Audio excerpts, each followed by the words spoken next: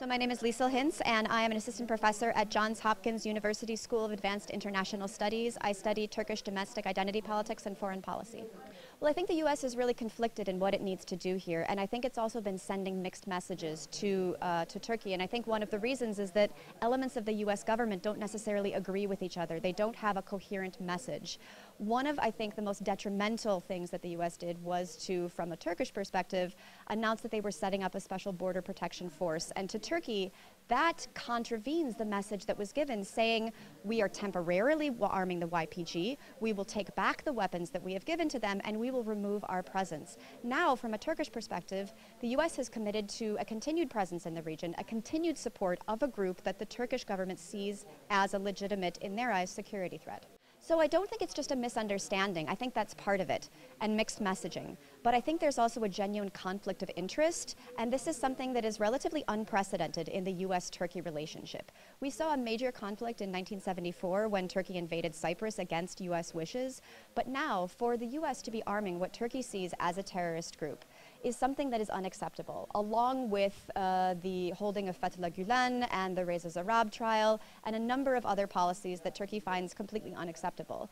What's problematic, I think, is that Turkey is unwilling to abandon its campaign against the YPG, against Kurds, because it uses it as a domestic political tool to rally nationalist support. So it has no interest in allowing or in abandoning that particular mission.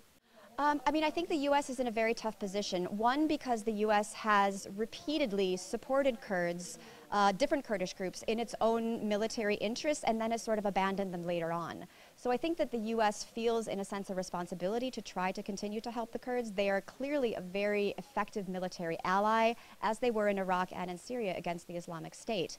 But I think the U.S. is very hesitant to involve itself or to try to give any kind of official support. And we saw this during the referendum. And this is something I think that's very difficult for the KRG itself.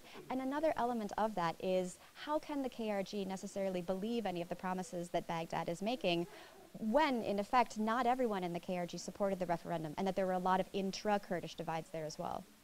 Well, I think there's a limited amount of pressure that the U.S. can push on Baghdad, and as much as it would like to see a peaceful resolution to this issue, there's also a point in which the U.S. is hesitant to get involved in what it sees as the domestic politics of Iraq. And the U.S. has, frankly, gotten way too involved in the domestic politics of Iraq in the past. As much as it sees the Kurds as an incredibly valuable ally and has been concerned about their fate in the past, I think that it's hesitant and also cognizant of the extent to which it can exert any kind of effective pressure.